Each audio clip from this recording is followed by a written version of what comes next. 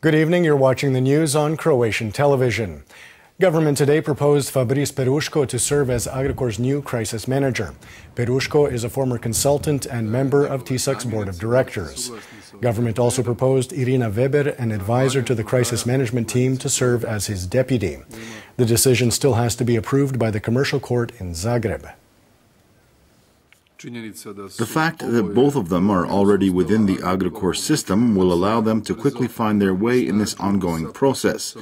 We have conducted the necessary consultations with the Temporary Creditors Council, which received their candidacies very positively. I feel that this is very good, and in this way, as along with government's support, they will also have the broad support of the people they will be cooperating with in the period ahead of us. This settlement is in process and has its own structure which needs to be completed now. We have a few months left, and I think that the team that is already in place, because this is just a change in the leadership, will bring the settlement negotiations to a successful conclusion. Staying with Agrokor, SDP leader Davor Bernardić today demanded of government the immediate amending of the crisis management legislation and public oversight and transparency in the restructuring process. He also called for the removal of Deputy Prime Minister Martina Dalić and anyone connected to former crisis manager Ante Ramljak. This is the last opportunity for those in government to take a serious approach, that they accept the five-point plan, and that they are aware of the fact that Deputy Prime Minister Martina Dalić and anyone else connected to Ante Ramljak and his team from Agrokor must go at once. This is the first condition. Anything less than that, and none of the creditors or others involved in the settlement negotiations will believe them. In spite of the differences that exist within the opposition, I think that there is a unified position that Martina Dalić is responsible for this situation in Agrokor, that she must have known what Ante Ramljak was doing, and that someone has to pay the political consequences for what happened regarding Agrokor. In other news, President Kolinda Grabar-Kitarović has named Osijek Mayor Ivica Vrkić her commissioner for missing persons from the homeland war. The goal of the move is to finally resolve the issue of those still listed as missing from the Serbian aggression.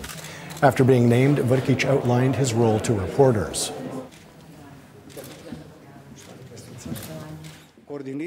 Coordinating and serving as a link between the President and Serbia, where together with our partners there, I will work to find joint solutions, methods and techniques of establishing the truth.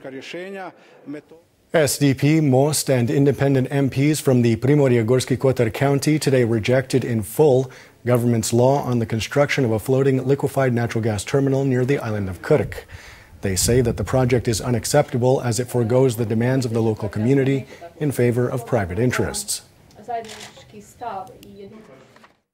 It is in breach of all of the decisions adopted by the municipality and county. It is also in breach of the Constitution and a slew of Croatian legislative regulations, as well as the European Charter of Local Self-Government.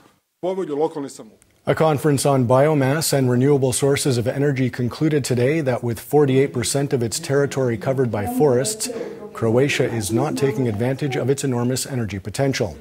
One example of this is that Croatia produces 300,000 tons of pellet fuel annually, but that 85% of that ends up on foreign markets. Participants agreed that in order to change this, it will be necessary to encourage consumers and institutions to switch to more efficient sources of energy. We all have to put some thought into figuring out how to orient ourselves as much as possible on renewable sources of energy and use renewable sources of energy. Considering the riches Croatia has at its disposal, it has some comparative advantages in this regard, with solar power on the one hand, wind on the other, and biomass as well. The extreme winter conditions over the past few days have brought life in the Lepoglava and Bednja municipalities to a standstill. With temperatures too low for road salt to be effective, snowplows are having a difficult time keeping up with the demanding conditions. This is the fifth natural disaster to hit the Bednja municipality. It is extreme, and the municipality's budget is barely keeping up with the demands in terms of clearing snow. And taking a quick look at sports, Croatia's Borna Čorić is through to the second round of play at the ATP tournament in Dubai after beating Frenchman Richard Gasquet 6-4, 6-3 today. He faces another Frenchman, Benoit Paire, next.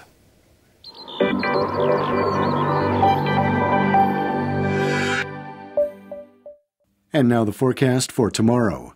Partly sunny inland and predominantly sunny on the coast.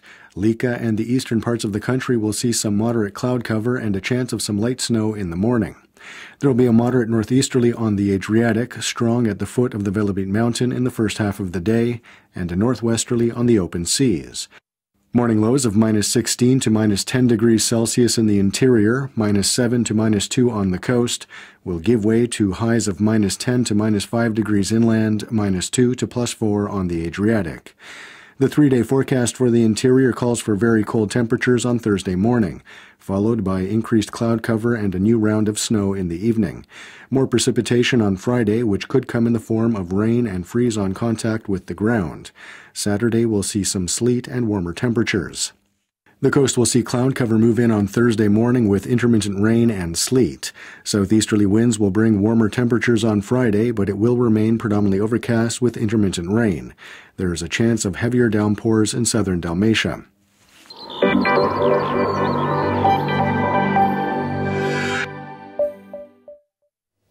And that wraps up the news. Be sure to join us again tomorrow night.